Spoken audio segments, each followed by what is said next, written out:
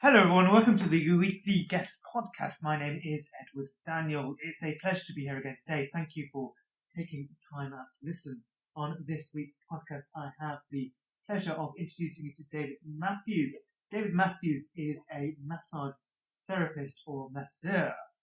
David, welcome. How are you? I'm fine, thank you. Massage therapist, I think. Massage therapist. What's the difference between massage therapist and a masseur? Well, in my snotty opinion, I think masseur sounds slightly dodgy. Does it really? Yes. Well, I've got therapist in, it's the idea being that I need to kind of fix people in some form, bodily. Now, to be a therapist, do you have to be trained or God, what? yeah. Yeah, yes, it's a basic training, but then it's a continual training. You end up doing smaller courses, so you end up kind of updating your skills. You just get better and better and better. Now, you are located centrally at the YMCA Health Club off Tottenham Court Road in London. Can you tell us a bit more about what you provide in terms of services and what your business, how your business came about then? Well, my main thing that I do there is deep tissue massage, commonly also known as myofascial massage, which is basically Myofascial. Okay. Yes, it sounds has the word fascia in it, or it's almost fascist. Yes. In that I am going to the deepest I can get to in the layers of the skin and the muscles, and making those muscles work together as a kind of so they rub along each other and work better. So I go very, very deeply into people's bodies. Oh wow! Along muscle lines and this kind of stuff, so that I break down the walls of the muscle and they work better. It's as simple as that. So what's the benefit of holistic and myofascial deep tissue massage then? Well, holistic generally is the softer massage with oil. I don't use oil mostly. I use a little bit. So the one with oil is more of a relaxing massage. It's usually full body.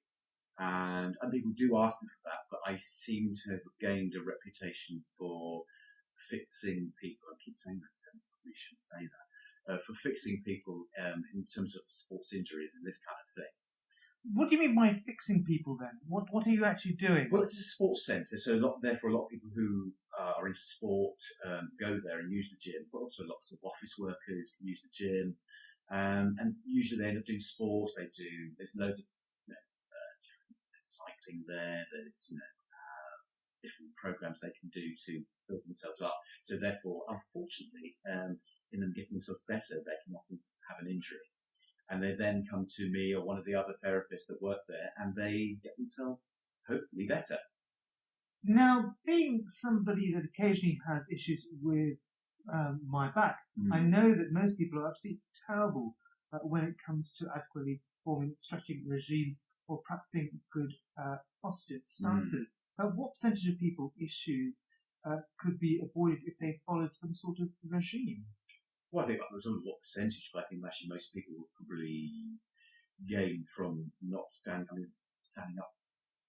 That's standing badly. I think you've got to instead of me slouching into this microphone. I think that I think it's good for people to stand up properly. Having said that, there's lots of kind of courses at the gym that will help you to stand up properly and put your shoulders back. And then if you don't, I will try and put them back for you. Now, I imagine some of your clients may suffer from long-term injuries or illnesses. Yeah. Do you have a certain type of program that you follow with such clients, or is it more of a matter, in most cases, of just trying to reduce their pain levels? It's not so much reducing their pain levels. I mean that I do that, and I'll at least try to gain it. I don't make any kind of you will feel better at the end of this. I never make any guarantees, but most of the time, of course, they are better. But it's usually over a period of time that I'll see people maybe at first 2 or 3 times in a month, and then I'll reduce it gradually to once every 3 weeks, once every 4 weeks, depending what it is. Sometimes it's a recurring problem, say with someone's back, it's all with their neck, and it just needs to be redone, needs to do it again and again to get it just to a sense of normality so that they can operate in life in office at the gym. I also do work with people that have had strokes. So the people who've had strokes, I see them are usually on a Saturday for about 3 hours, and they're having a stroke. Their ability or disability can be varying from no speech to just what they can seem completely normal. In terms of having no speech, how do you help them then? What do you actually do? In terms of speech, there's nothing I can do in terms of their speech. So there's a couple of people who cannot speak apart from, say, just monosyllabically. They speak yes, no, their name. But it's in terms of just reducing and calming them down, and calming the body's nervous system down, particularly for them. And that's really important. It usually affects one side of the body. So I'm trying to make, if they've got one side of the body, usually it's an arm and a leg, I am trying to make that arm, which is usually very, very stiff, just kind of make it relax as much as the brain will allow it to, and make it just stretch those muscles out so they are no longer in spasm. Now, your rates seem quite reasonable. Would you say that many regular clients come back to you using your services for more therapeutic and relaxation purposes, and simply for a treat for themselves?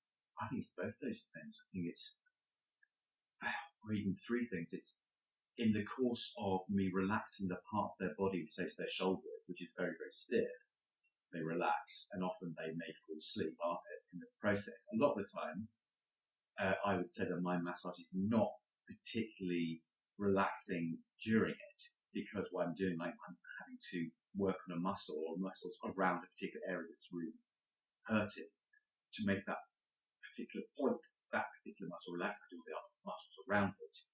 And so during that hour, they are not necessarily feeling all lovely and relaxed. But there are some people with my massage which can be quite heavy, who find that really relaxing. Now, massage is not your only interest. I believe you enjoy music as well. Music is a powerful tool in relaxing people. Have you tried out any of the music you've created for your clients? I have. I mean, generally I write kind of pop tunes with pop lyrics and this kind of thing. And my friends seem to think they like music. But you can't play and do your massage at the same time. No, I think that I would dance to the rhythm when I was playing massage in the legs or something, and it really wouldn't work. Right. But what I do, I have kind of made my own Brian Eno-esque, David Sylvian kind of style, long 16-minute pieces, and they are very ambient without any beats or words or sounds or anything like that. I mean, it's not. Is it very minimalistic then? Yeah, it is. I put a few notes down, elongate them. Yes. And then I just put extra sounds on top, so it becomes this kind of soundscape. It's terribly not intellectual, but I suppose that's the kind of music I like. And I like writing that kind of music. It's great for massage. It's dreamlike. Fantastic. And what about your own fitness regime? Do you find that now you know the causes of people's injuries allows you to avoid their mistakes, or are we all prone to stress or injury from some time or other? I think we're all prone to stress and injury, and also I think that... Is it our makeup then? I think we're in our makeup to push ourselves sometimes to the limits, and I think sometimes that's where people go wrong. Or not, it might not be wrong, but it's where people can have an injury, including myself. And I suppose that every person, every therapist, every person that works in the gym I work at, the personal trainers sometimes don't eat their own advice and just go health and leather on weights because they want to get hunky or something ridiculous, And do you think there's been recently a proliferation of concerns with massage therapists and health as well? A lot more yoga classes and Pilates classes coming up, and a lot more concern about. I think that people are very concerned about particular Pilates and this kind of stuff. I think that's really helping people. I mean, the social YMCA, they're very concerned, probably every gym, is about the core, getting the core muscles inside people to make them really strong, will hopefully help them generally. So they really kind of focus on Pilates. There's loads of yoga. I tend to occasionally get people with kind of yoga injuries that they've overextended wrongly.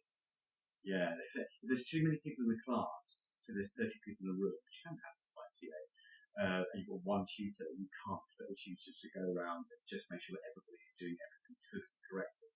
So some people, I do get people say, well, I'm doing spinning yoga, I'm just doing it, and it really, really hurts when my legs are very wide apart.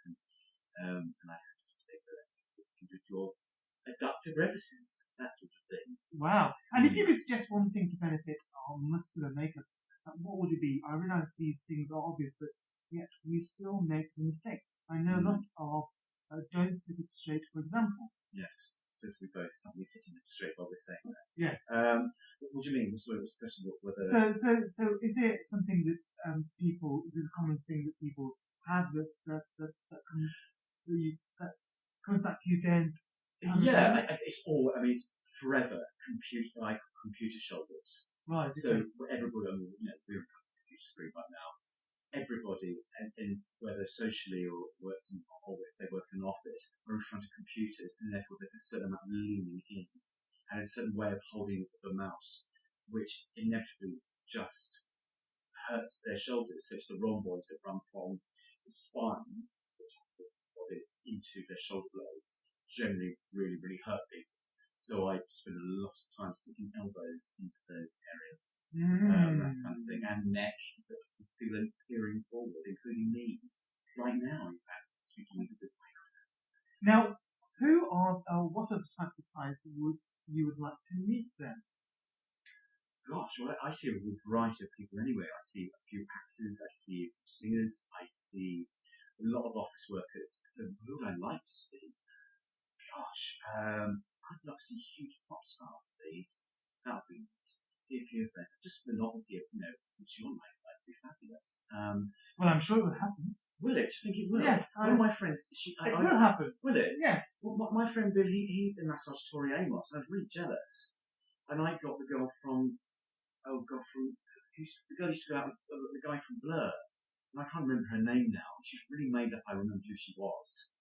And I just thought that was a bit sad, really. So if you get a few more pop stars, that'd be quite nice, please. What else do I have? I see architects. I see, God, I kind of see it, but very famous people. I don't see the Queen or anybody like that. That'd be nice. Now, what does the future hold for you and your practice then? Gosh, in terms of that, I'm just saying, gosh, for a start. What's it hold? I suppose I need to eventually think in the future, perhaps in about 10 years' time, that I can't probably completely go on being a massage therapist. I might, only because I sometimes am concerned that I might break and fall apart, and then my thumbs might fall off. But I'm trying to stop using my thumbs. I'm using my thumbs a lot, and I've got to stop using those. So I think that maybe I need to get away from being so physical and maybe need to go into some more teaching, but that's in 10 years in the future. For right now, just carry on the same really, and just expand into, knowing more about what I actually do myself. And lastly, David, what piece of advice would you give to someone starting out in business? Be patient, because it takes a long, long time to start it up. And in my case, I was an actor. I'm an actor in some respects. So I was doing massage sidelines, just the sideline took over. But I think you have to have you have to look right. You have to dress accordingly. So I wear black, and I think you have to look good and actually end up ever present in a building. So that you become like a wallpaper. You're always there. You're omnipresent. You know who you are, and it takes time. It takes 2 years, I'd say, and then you're really established. So it's just being patient. Thank you, David. So that's all from me, Edward Daniel. It's bye from me, and it's bye from David Matthews. Thank you very much. Have a terrific week.